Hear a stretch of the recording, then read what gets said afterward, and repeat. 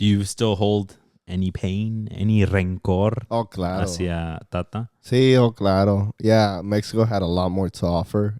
I get we were shit, but at the same time, like, the coach didn't help us.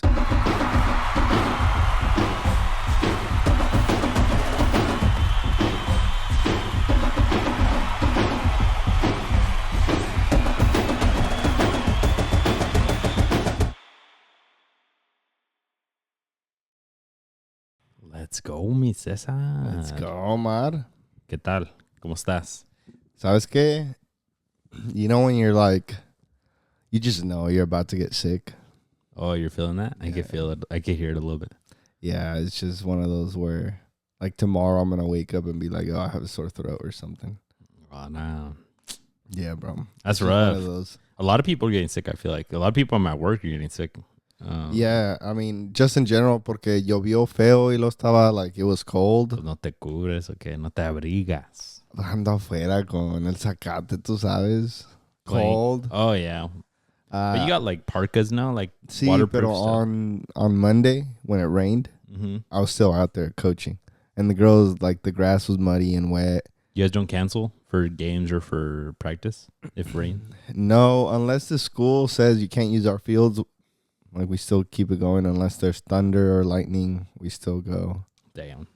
Yeah. But yeah, when you're out there, at that point, it's too late if there's thunder or lightning. I mean, pues que se va a hacer? Ya te mojaste, huh? Damn, that's crazy. Speaking of local footy, folks, we had a vlog out now. Check it out on our YouTube. It's the latest.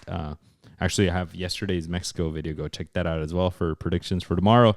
But the vlog of us hanging out in Monterrey over the weekend. Oh, yeah. Una chulada la ciudad de Monterrey, ¿no? Chulada, la ciudad, chulada, where we went to Alvarado Street Brewery. Yeah, that was Never been there. nice. So Check it out, folks. Yeah, check it out if you haven't gone. Y si quieres un sneak peek of, like, you know, what it's like, those the vibes vibe. inside, check out the vlog. Yeah, it's cool. Food was amazing. That sandwich that we got was freaking. I went home and I told my parents, I was like, you guys got to go and try that shit. That shit It's was fire. good. And they had other good stuff on the menu, too. They had a little pizzita I didn't even see on there. It looked hella good. The brewskis were fire. They had a couple ciders on tap. Estaba bueno todo. It was just the vibe. We went happy to the game. Oh, yeah. And then the game was awesome. Monterey Bay won.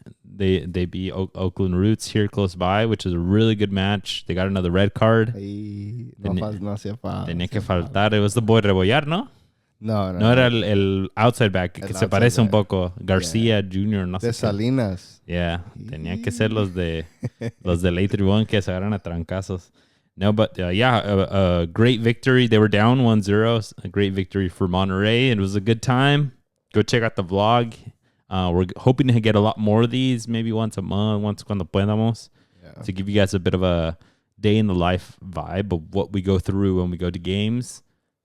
We got pickup in there too. Check out some of the video from there. So a lot of fun. Give us any feedback that you guys want. If you guys want to see more of us playing pickup, let us know. If you guys want to see more of like the stadium experience when we're there, porque sí, I didn't walk that much around the stadium, bro. It was packed, to be fair. Yeah. And, like, low-key, that stadium, it's like one way of, like, going in and out. Yeah. It's not super, like, movable, que te puedes mover donde quieras, ¿verdad? Yeah.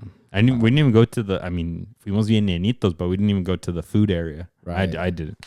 And I copped the sweater. Yeah, it's a nice sweater, too. I know. I A should gray one, have worn it, but it. it's nice. Ali showed it on camera. I said on the video I was going to buy a jersey, pero no me gustó. Remember I told you the V-neck is a little funky. Yeah. I was going to wear my Newcastle jersey, pero también tiene V-neck. ¿Y qué? And then I tried it on and I was like, it's a little too tight on the... Maybe next The time. keeper one that I got you or which one? No, it's in that one's in my car. It's not in the striped one either. Another No, one. I have a black and white one, like the home jersey Uh-huh. from last season. With the Bruno Guimaraes in the back. Shoo. Ay, y lo que se vaya this season. Hey, nah, ya ganó trophy. Hey, ya se puede ir. Yeah, for sure. And we also had pickup, like I mentioned, folks, Saturday morning. We're not going to have it this upcoming Saturday if you guys are tuning in. Spread the word. We'll try to let people know in the party full because we're both going to be busy that day, but hopefully every other Saturday. And we're trying to lock down a good field too. Yeah, or if anybody from the community who's been out there who really wants to, like, host it, and like we could still like throw it in the party pool and say, oh, so and so host it if you guys still want to go out there. Yeah, reach out to us because we don't want it to just be go out there and figure it out. It needs to be organized. Yeah. So let us know if you'd be down to host it this weekend. But episode 143, folks, a whole bunch of footy jam-packed as always. We got some top news. It's been a while since we've gone over top news a bit. And then a whole bunch of games. Your Newcastle, like you mentioned, finally won a trophy. We'll talk about if it's a good trophy or not. We got Premier League, La Liga, Liga MX, everything ramping up to this international break now. A whole bunch of footy coming up now, which we'll get into for games to watch, but Nations League coming up for here, CONCACAF, and for Europe. We got USL kicked off now. We got that still continues during the international break. NWSL for women's is still going to continue, so a whole bunch of stuff. Let's get right into it. First in top news, speaking of USL voted to bring promotion and relegation for the first time to American footy. It's never been here for MLS or for NASL, whatever was here before. And USL just voted, promised to bring it by 2028 when they get their first division status. Let's go. That kind of crazy? It's amazing, bro. I honestly, when it was first rumored, I think it was like a month or two ago, I was like, yeah, I mean, siempre dicen, vamos a hacer esto, vamos a hacer lo otro. And I kind of believe it then in this one, though. Yeah, I took it with a grain of salt, but now when they come out and officially say like it's coming back by this date, and they voted and it passed. They passed overwhelmingly, dijeron. So now I'm like, okay, like let's go, let's get it. Va a estar chida la cosa. I mean, if you're a soccer fan in general, this is exciting. It's exciting. It's different than what we have right now. Yeah, and it's different. It's like the MLS, like we've talked about it on the pod here, that San Jose Earthquakes were wooden spoon winners last year. They should have gone down. And like, if there was relegation. Yeah, they shouldn't gone down. ¿De qué nos sirve? ¿De qué les sirvió? Ahora they're doing better, pero like they need to like have risk and reward for what they do. And like the USL, I feel like this is going to set them apart from MLS, and it's going to make the fans like feel excited about every game to go to. Yeah, and it's completely impossible for MLS to do it now. Yeah, it's out the window because they're charging $500 million or so for an expansion side. So imagine San Diego, you come into the league, you're starting off on limited funds because you already paid $500 million, and then they still tell you, hey, there's a chance that if you get dead last in your first season, you're going to go down to a second division to like a basically semi-pro status. Yeah, and you're just like, why would I invest $500 million, right? That's too much at that point. It's apparently going to be a lot less to be first division status. And even the lowest of USL, I think, is like less than $5 million right now as an expansion fee. So I think it's going to really motivate teams to want to jump in at the low level, even if you're a small town team. Yeah. Really expand that soccer pyramid, widen it a whole bunch, and then everyone's going to be fighting to get up.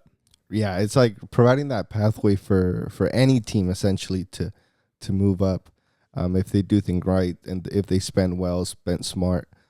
So yeah, I mean, in general, even if you're a kid at like 14 right now, like by the time this comes around, you're going to be like 18, 19, like about to hit your prime into your 20s. Like this should be a really exciting thing for American footy.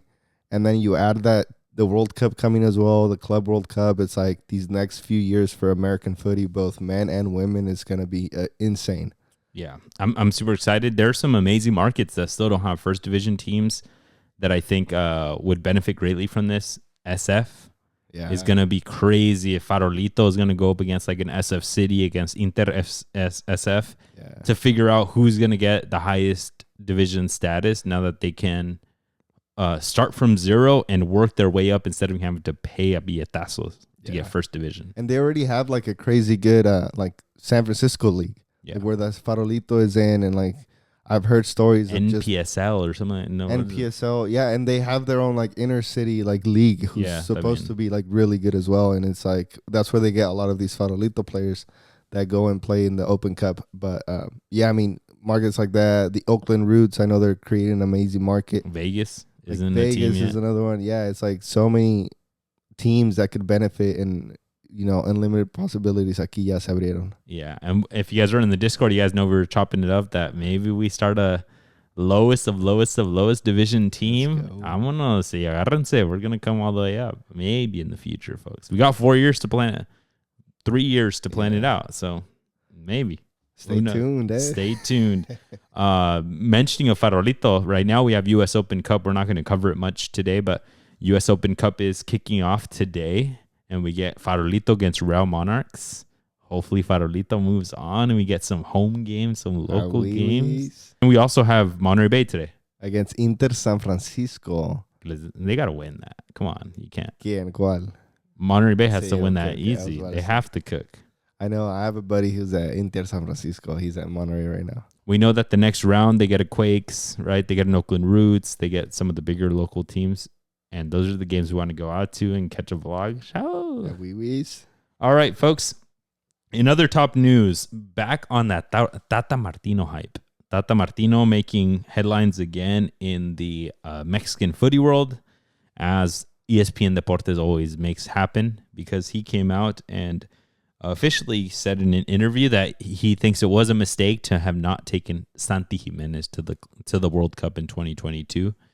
But he did kind of give a caveat saying that the moment that Santi's in right now was not the same moment that he was in before that 2022 World Cup, and basically saying that there was no way for him to know that he was going to be this much of a monster now, and that he made a in-moment decision to take Funes Mori instead of Santi Jimenez, to take an injured Raul Jimenez instead of Santi Jimenez. And weirdly enough, out of all of them, the most healthy, but Henry Martin was also questioned at the time, like, why do you take him? And then he was the one that scored the World Cup. Right. So, yeah, a whole bunch in a tell-all interview, but ultimately kind of deshaciéndose del error también. I had forgotten about Tata Martino. I think most Mexicans did. And for him to put himself in the spotlight again. And well, he gets asked, no? Pues sí, pero mejor di, eso, and ESPN Deportes, those fools will always, if they see him on the street, bro, they're going to ask him. Yeah, even us, if I would see him on the street, be like, hey, cabrón, ¿por qué no te llevas a Santi? Pero, I mean, at the same time, like, just distance yourself from it. Like, it makes you look worse, what he said, in my opinion, porque está diciendo, es que yo no sabía que iba a ser algo así. Es que yo no sabía que era un muchacho de 20 años que había llegado a Feyenoord y tenía muchas posibilidades de seguir creciendo. Es que yo no sabía. Yeah. Like, bro, like, what? Yeah, some of the people on ESPN Deportes were saying that, like, what he needed to have was a bit more, like, self-awareness, that it was a big mistake on his side, like, and own up to it. Because Santi Jimenez was leading the Europa League in scoring after only being at Feyenoord for, like, less than 6 months. And Tata Martino's response to not taking him was that he was making too many goals in too few of minutes. And people were like, we didn't have good forwards at the time. Raul Jimenez was not the same Raul Jimenez after the head injury at that point. And people were like, dude, Mexico has a shortage of goals right now. And you're telling one guy you're making too many goals in too little minutes. Like, you're ya escúpenos en la cara, güey. Sí, güey. Shit was embarrassing. Por eso digo que ya dejen, ya ni le pregunten, ya no quiero oír su nombre, ya pasado, y que... Do you still hold any pain, any rencor claro. hacia Tata? Sí, claro. Yeah, Mexico had a lot more to offer. I get we were shit, but at the same time, like, the coach didn't help us. In 2018, it was the same thing. Like, we had better players and better moments, but ahí sí se sentía la mano de el profesor Osorio. Y aquí el Tata Martino no se sintió nada, como que nomás fuimos a presentarnos y ya. Well, in 2018, I feel like it felt overall better because el chingadazo que dio México primero, beating Germany, right? Por eso, yeah. And then se vio hasta más humano because then he made a bunch of subs like he always does, right? His rotaciones. And then they didn't do great in the other 2 games at that point. In the panzazo, they made it forward, right? But in this case, Tata Martino made a lot of questionable decisions that almost made it seem like he didn't want to move on, right? So my question for you, what was bigger, snubbing Santi Jimenez from the World Cup or not starting Edson Alvarez against an Argentina that you needed to put the best players out there and you just didn't? I mean, I think both are the same, but I think the worst one is Santi Jimenez. Yeah. Like, especially explanations he said where donde dijiste que he was making too many goals in few minutes. Like, isn't soccer about scoring goals? Okay, Yeah. what kind of response is that? So, and then the way it had evolved, that Santi Jimenez now at AC Milan and doing decent.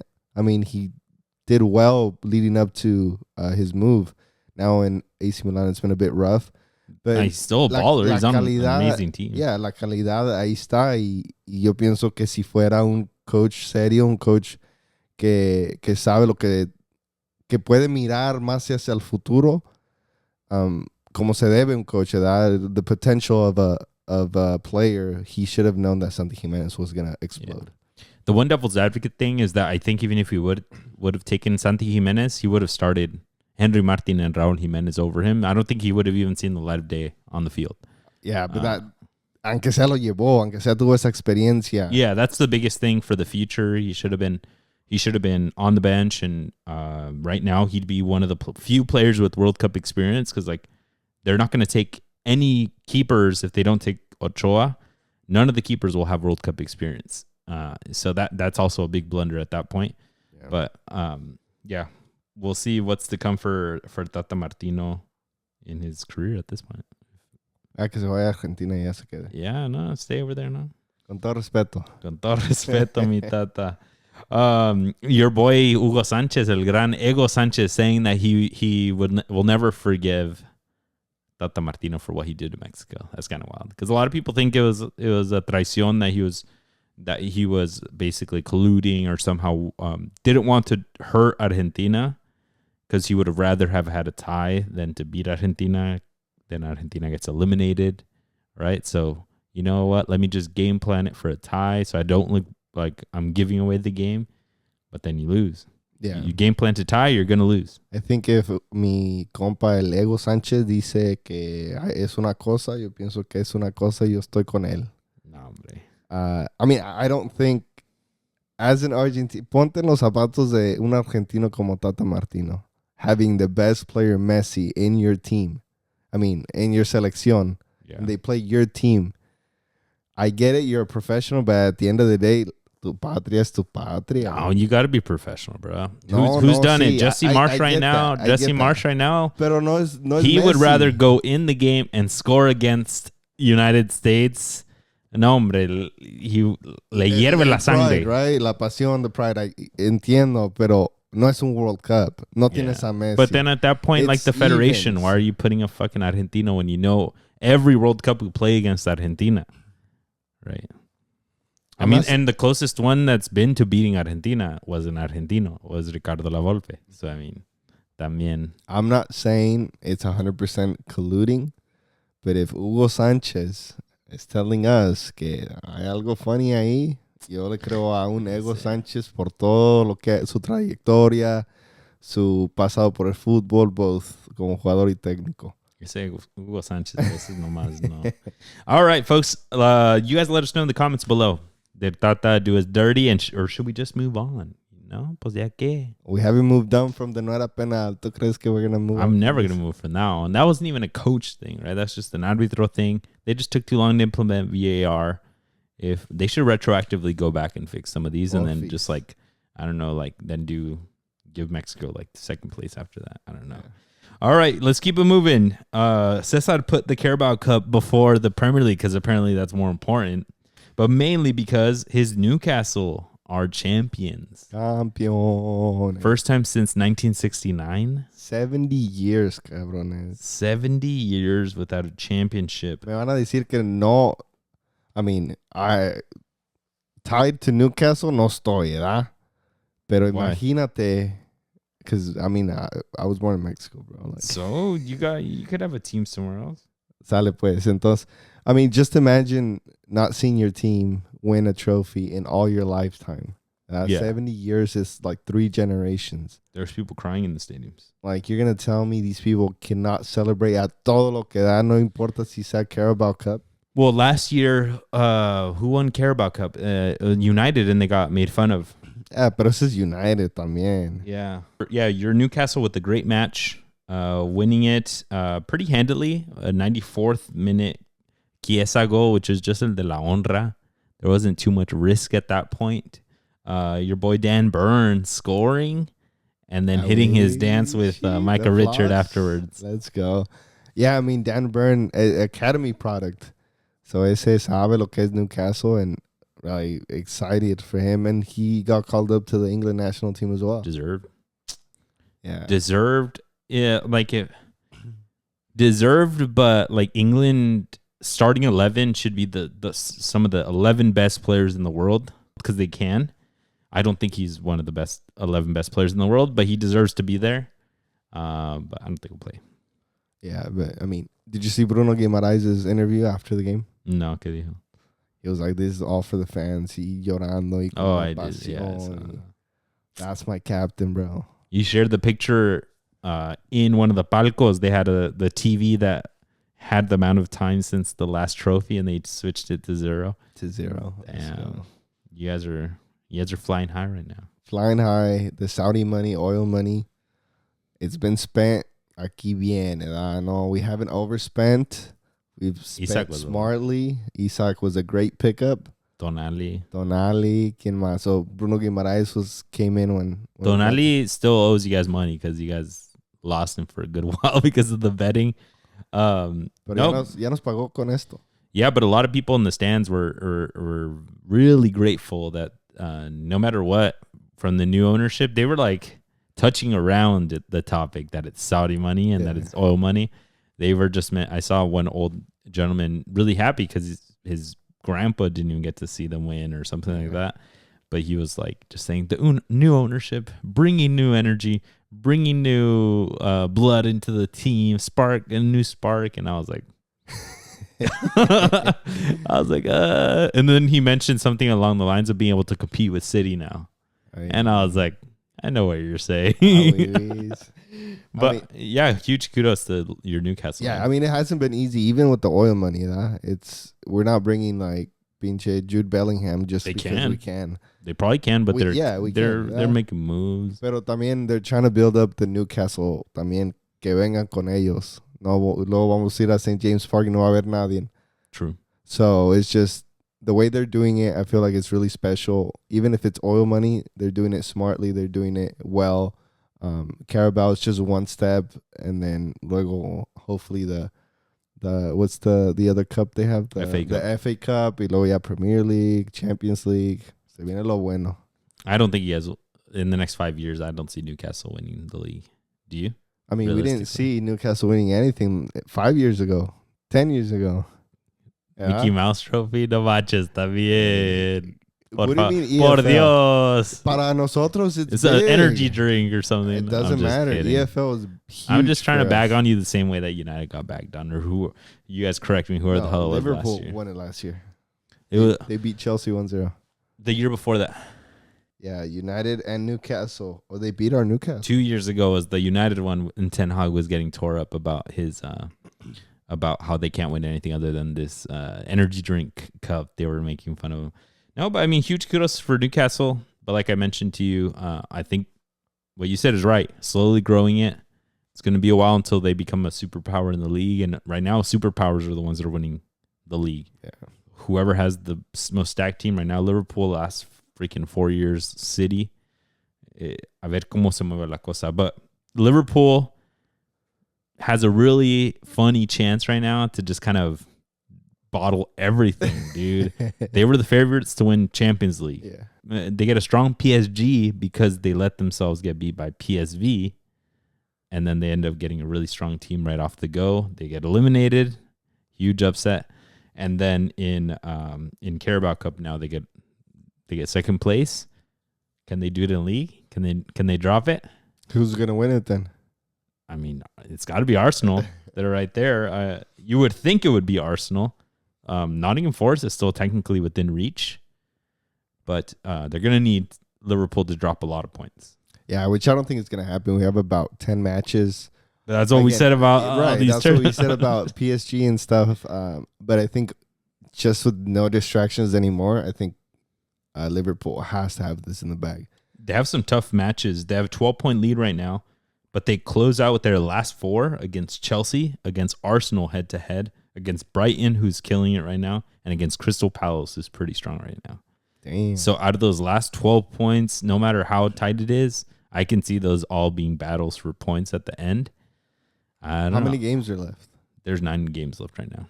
Wow. Okay, so they can technically lose 4. If you get to these last 4 and you're within 6 points, somehow, they drop some points, Arsenal picks them up, or Nottingham Forest picks them up. Se va a poner bueno. And that stress on you, los fantasmas, the ghosts that you just lost, you just got eliminated in 2 cups. I don't know. It'll be fun. It would be funny if Arsenal win the most unlikely way of winning. Don't give me hope. It would be like the most Arsenal way to win that. Don't give me hope. The league, I'm dead. I'm going to cry. Just quick update. Pinche Farolito are winning 1-0. Arriba mi Farolita. We're beating the Real Monarchs. All right. Speaking of Arsenal, let's get right into the Premier League. Arsenal did win 1-0 in another London derby. Arsenal won 1-0 off of a Mikel Merino goal.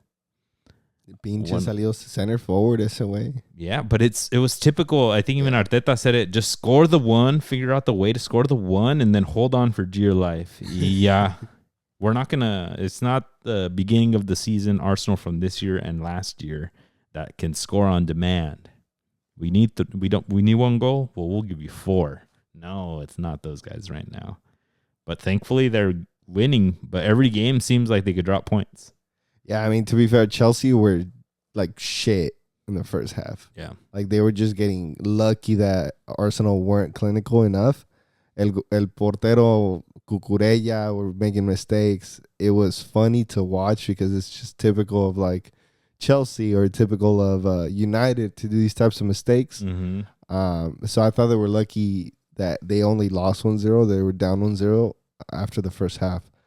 But I mean, kudos to Arsenal for getting Mikel Merino back on the score sheet when they don't have a true center forward. They don't have a true 9. And they didn't even take the PSV game to put in the kids and to try to find themselves a new forward. They didn't even give them a chance.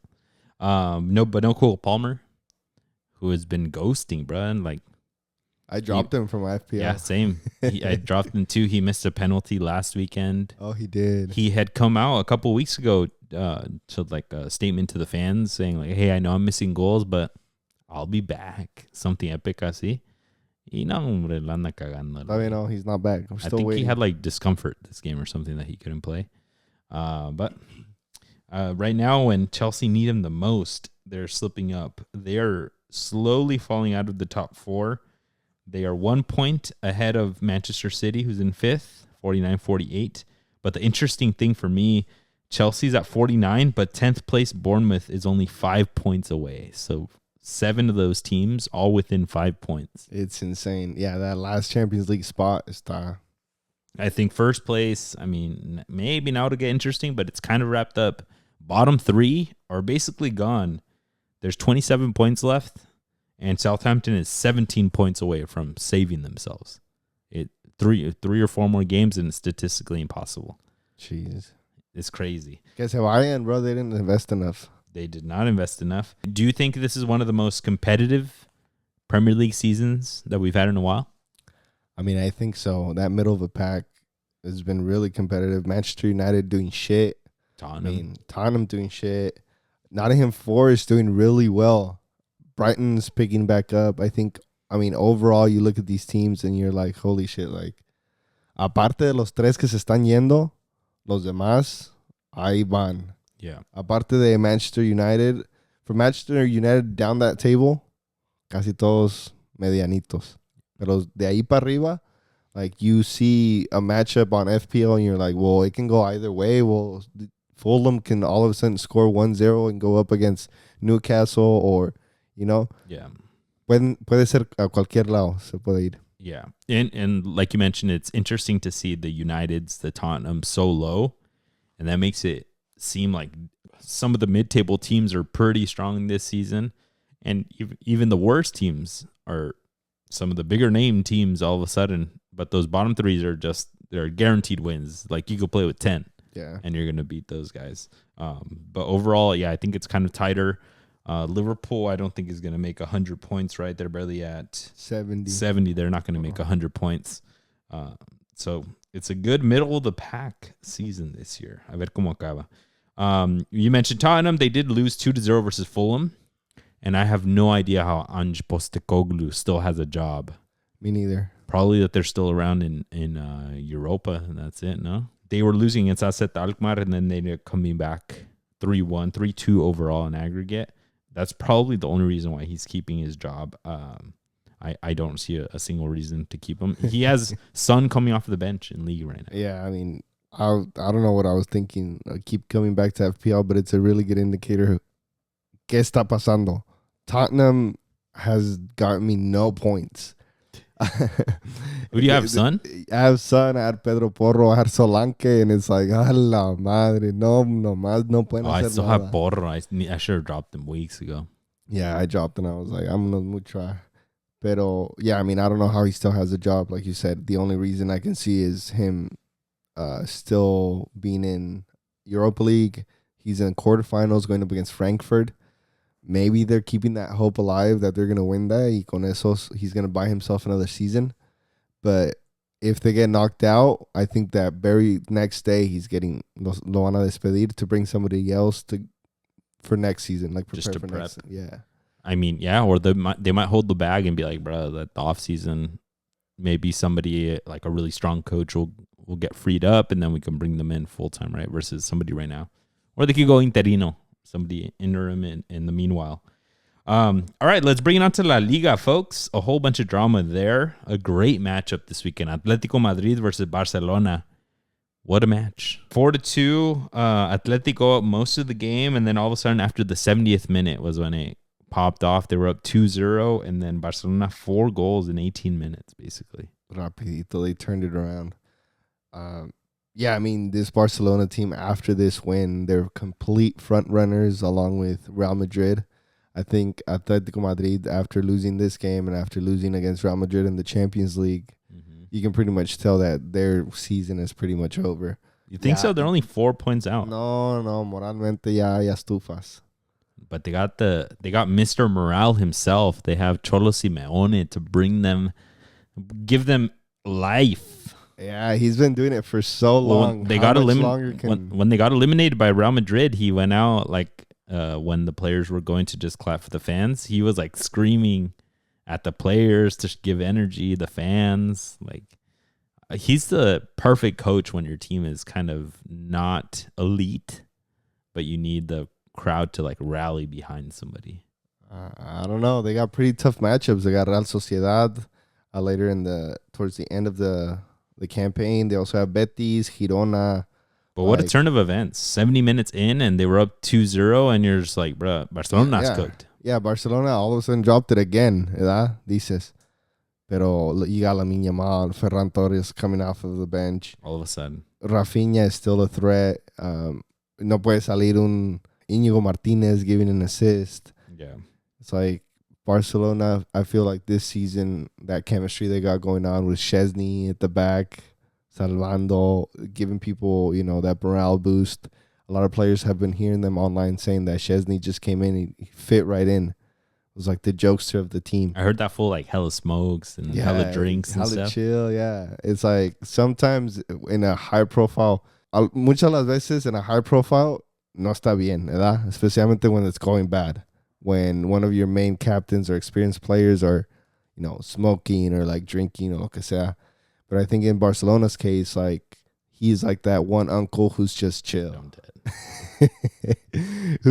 What if he gets Yamal into smoking and drinking? I'm not saying it's a good thing, but what I'm saying is that he lacks his, Yamal's dad's a little hood. No? La pensión. You've seen the dad? No, Yamal? I haven't seen. He's I've seen the little brother running around. He's like hella young, the dad too. Oh, and yeah. One of those like, I could have gone pro type vibes. He looks hella ghetto. Yeah, like you mentioned, Real Madrid won 2-1 versus Valencia, and they keep pace. They're both at 60 points, but Barcelona's got the game in hand, so that's going to help them out a whole bunch. But this one's actually a good race, a three-headed race here. So a poner bueno. Let's bring it on to CONCACAF, to La Liga MX. Super quick, Cesar. Folks that watched the live got all of our thoughts. But we did have a whole week of clásicos. Kind of exhausted now after all those damn clásicos. Where do your teams go from here? Where do our teams go from here? What do you see America? They got a win over the weekend. What are your thoughts the rest of the season?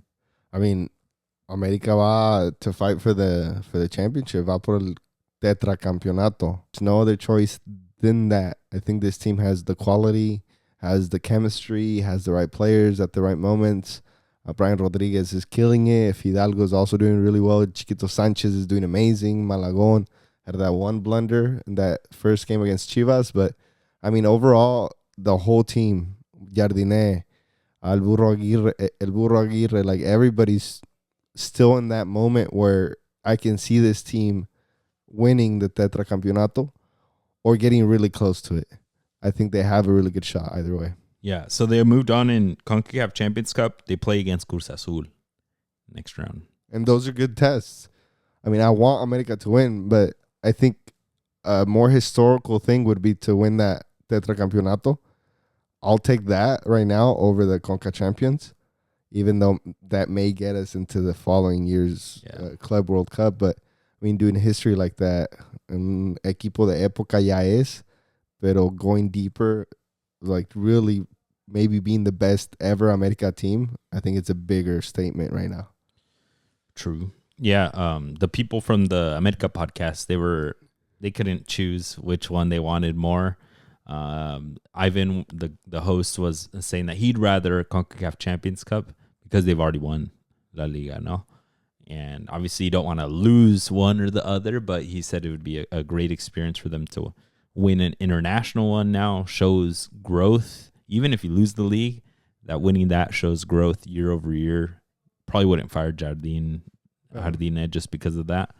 But it's going to be tough against the Cruz Azul side. That's going to want some payback finally.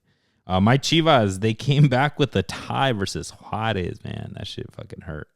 Nice. The only thing that I'll give this squad is that, I mean, when you play Wednesday, Wednesday, and then Saturday again, I highly doubt Gerardo Espinosa has had really any time to actually coach the fucking team. Yeah, I give you that. But I mean, devil's advocate is saying you had 4 games in the span of like a week and a half or 2 weeks.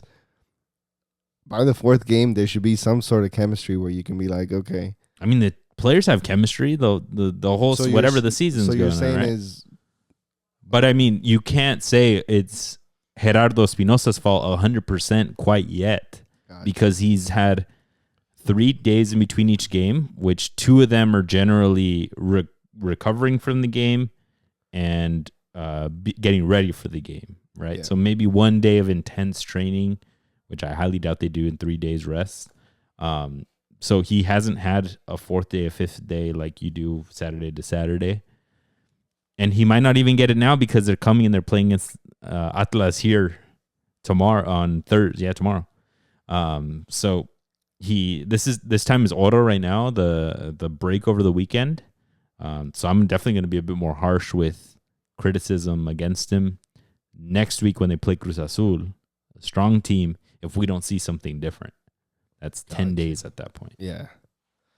Yeah, I mean, Chivas just needs to pick it up somehow. I don't know if will they even make it to playoffs, to Liguilla? Right now they're in 10th. They're in the repechaje spot. Yeah, so are Juarez. Yeah, I mean, Juarez isn't having that terrible of a season. But you already know how it is. A couple wins, and you jump right up in the table. Did you see Juarez's jersey? The green one? No, hicieron una blanco con rojo to commemorate los indios de Juarez. Oh, yeah, I did see that one. Yeah, that was nice. Indios de Juarez is pretty cool. I've been looking for it on eBay, pero no lo encuentro. The Juarez one? The Juarez one. You could buy it probably new, no? They sold out or what? No. You're looking for an Indios de Juarez one. Yeah. Oh, okay. Just get the commemorative one. And your America now is first place overall after León has taken now back-to-back L's. Los mensos. Let's go. Nosotros le ganamos al Atlas. 3-1. Pretty easy. Chill vibes. Pinche Gonzalo Pineda just can't hace agua con ese equipo right now. Yeah, some of these coaches are coming and signing up for like way too uphill of battles, man. Yeah. Gonzalo Pineda, then you have Pumas, Efraín Juárez. If we can get right into that, Efraín Juárez, they lost against Monterrey 3-1. And a whole bunch of drama there because Sergio Ramos gets a late red card for a little patadita.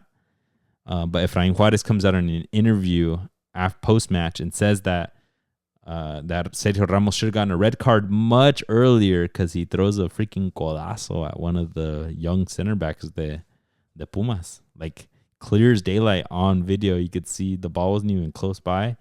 Just goes y mocos, cabrón. Jeez. Straight to, like, the chest or something. Straight to, like, the body. And he's like, that should have been a red right there, and we would have had a player up the whole time. Yeah, I mean, I didn't see the action itself, but I mean, I feel like Efrain Juarez just, si dice algo es porque tiene la razón, and I do know that usually extranjeros and high-profile extranjeros like Sergio Ramos do get more lenient. The referees are more lenient with them. Yeah.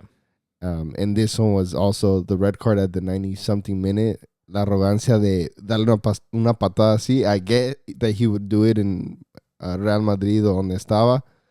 But I mean, if he does this early, you need to, a lo que dice la ley, si es un acto de agresión, es roja y ya, vámonos. No le hace quien sea. Doesn't matter if it's Cristiano o cuando vino Ronaldinho, al mismo Cuauhtémoc. Like, it is what it is. Mm-hmm. Vámonos.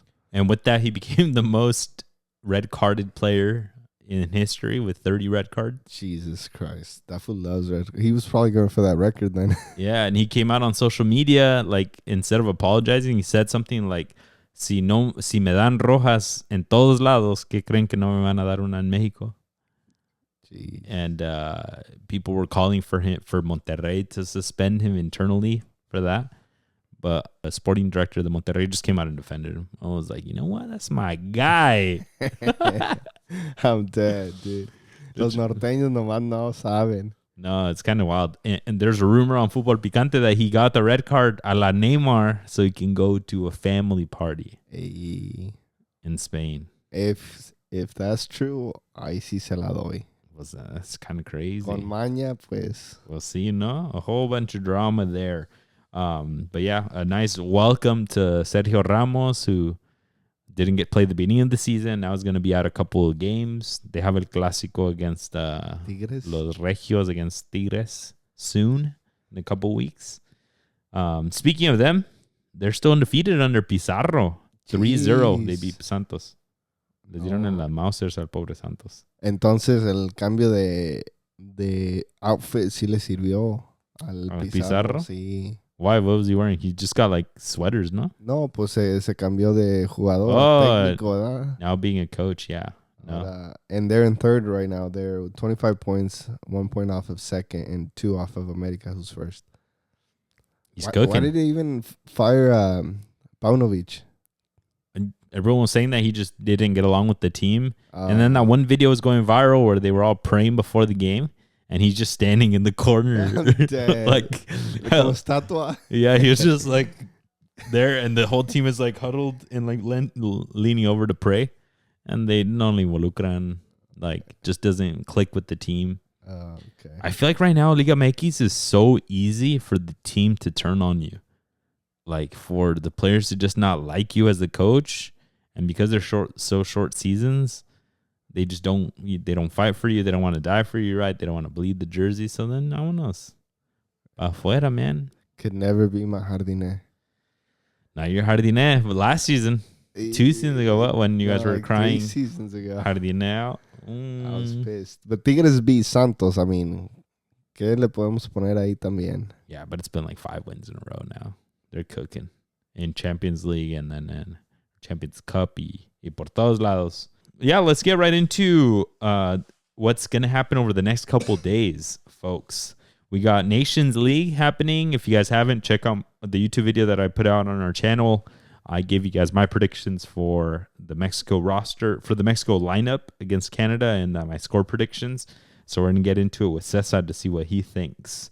USA versus Panama, Mexico versus Canada. Cesar, just quickly, who makes it through?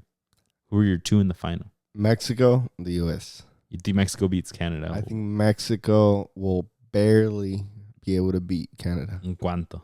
1-2-1. That's exactly what I said on the fucking episode yesterday. Jeez. 2-1. Yeah. Con uno de, vamos a ponerle a Santi y uno del Chino Huerta. No de tu bomba Henry Martin because he's not there. I'm dead. Pues no. Él nomás los cansaba cuando venía. I know. Now Okay. el Javier Aguirre was like, hey, ya están cansados, bro. Sí, You ya don't no need it. muchas gracias. Con todo respeto, te me quedas. And then you think USA is going to move on against Panama. So we got Yeah. a repeat of 2 out of the 3 Nations Leagues we've had. The final. The last one was where the McKinney shirt was all torn up, no? Yeah, and then what's his name? Cesar Montes gave that big old patadota, no? Remember to Belgium? But USA's tricampeón, they're also going for their tetra campeonato here. Jeez. Ya ni la muelan. Yeah. So who do you have winning it all? Do you think Mexico can finally get over that hump, or do you think the US has got it? US has got a good amount of injuries. I mean, the US at the end of the day, ahorita tiene más calidad in general que México. But, I mean, Javier Aguirre sabe jugarle. Javier Aguirre, esperemos que agarre a los muchachos y sepa qué hacer con ellos y para que les den en la Mauser. For real. Mexico's never lost in LA, apparently. Okay. I don't know if it's just finals Are they playing in Rose Bowl or where are they playing? SoFi. Oh, I thought the field was smaller. ¿Qué chingados andan haciendo ahí? It's just for the World Cup. The World Cup doesn't fit the requirements needed. What do you think of the roster of Mexico, though? Like I mentioned, no Henry La Bomba Martin for you. I think what they have, like, just 3 total America players. They Malagon, Malagon, Ramon Juárez, and Reyes. Nothing else. Dijo el Vasco, no quiero nada más. No Chiquito Sanchez, who I thought was kind of a snub. No Henry La Bomba Martin. I mean, Chiquito Sanchez just picked it up this season. Like, a lo mejor no alcanzó el tiempo. But, yeah, Henry Martin, I get why he's not there. He came off of an injury pretty recently and, I mean, hasn't started off too well. But other than that, I mean, I thought Fidalgo was going to be in there. No seas mamón. Now the rumor is Kevin Mier. No, I see. There's a rumor that supposedly stemmed from Colombia. A todos. From Colombia. Es toda la Liga MX naturalizados. Mi shame bomb. Tú ya sabes. I know, we're cooking now, apparently. But no, it's supposedly that Colombia están diciendo que Kevin Mier hasn't gotten called up from Colombia because he would like to wait to be called up from Mexico. And you already know how it is when you switch national teams, it takes you 5 years. So he's barely like a year in. So it's going to take, he wouldn't be eligible until 2028 or 2029 or something. So ahí está difícil, but yeah, your Bomba not there because I think Javier Aguirre is only going 1 striker. Yeah. So he's only going to need a backup. And then Quiñones can play striker if needed. He can move stuff around. I like it. Yeah, yeah. Yeah, I mean, we all love Henry not being there.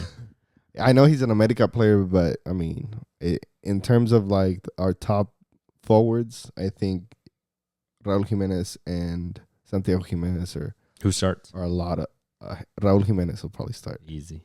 Yeah. But you don't got him scoring. You say Santi. La experiencia de Raúl Jiménez gets in that start. Alexis Vega, Julián Quiñones, Cesar Huerta. What 2 you got wide? Julián Quiñones and Chino Huerta. On the pod, I said Alexis Vega will start because I wouldn't be surprised. He's cooking right now. He's in a great moment. And I wouldn't mind either. He was at the last call-ups, the one against Honduras. To get here, he was the one that had the team on his back, and he played all the minutes and not tirando riflazos. Está bien, se la doy. I think either way, either of those coming off of the bench le va a dar un buen cambio de ritmo a Mexico when they do come off the bench. Should be a good match tomorrow. Thursday, jump into the Discord so we can chop it up about the match, folks. It's gonna be a good one. Yeah, what I don't get is Orbelin still being there. Being there, I get it, but I mean, he's not gonna get minutes. I hope not. Hopefully not. Yeah, Cesar Montes supposedly might get benched by your boy Ramon Juárez because he's not getting any minutes in Russia. Para que se le quite, para que se va para allá.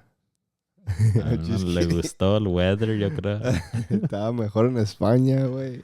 The second division? ¿Qué se le va a hacer? All right. You got your game, Cesar? Yeah. Let's bring it on home with some games to watch. Let's go, Cesar. We got England against Albania this Friday. It's going to be Thomas Tuchel's first game as manager with England. Couple new players. We'll see if they can take the first win or if Albania is going to crash their party. Next week on Tuesday, I actually got CONMEBOL World Cup qualifiers, Argentina versus Brazil. Huge matchup. The first one since El Maracanazo when Argentina won 1-0 in El Maracaná before the last World Cup. I've been waiting for this. A lot of people are waiting for this because a lot of Brazilian players are at top moments. Rafinha, Vini, Rodrigo, all of these ballers, but they haven't been able to beat Argentina in a good while now. It seems like they're the top of CONMEBOL, but this is a very big chance for Brazil to turn around. And Messi won't be there either. No? No. You didn't see his story? Anda malito or what? Anda malito. Oh, que la fregada. And then we move it on to Europe. We got Germany against Italy. When you think of like World Cup matches that you want to see in the later stages, this is one of them. So we're going to see if Germany can take the win over Italy or vice versa. This is the second leg of Nations League quarterfinals. So it's going to be a good one. Let's go. I'll keep it in Europe. A funny one. We got San Marino versus Cyprus. A game nobody on paper would want to watch. But San Marino is going to try to make it 2 in a row. 2 wins in a row here after they beat Liechtenstein last time. We'll see if they can come up with another upset and probably reach their record of wins in a row with 2. It'll be a good one. And lastly, folks, we got Bay FC versus Racing Louisville here for the Bay FC home opener match. It's going to be a good. If you guys are here in the Bay Area, in the San Jose area, go out and check them out. Support your local footy. Support the Lady Ballers out there. It's going to be an amazing time. All right, folks. Well, that's all that we had. Jump into Discord for the match tomorrow, the Mexico. Follow us on socials. Check out our vlog on YouTube, all the new content that's coming out. Give us some feedback, what you guys want to see, and we'll talk soon. Peace. Peace.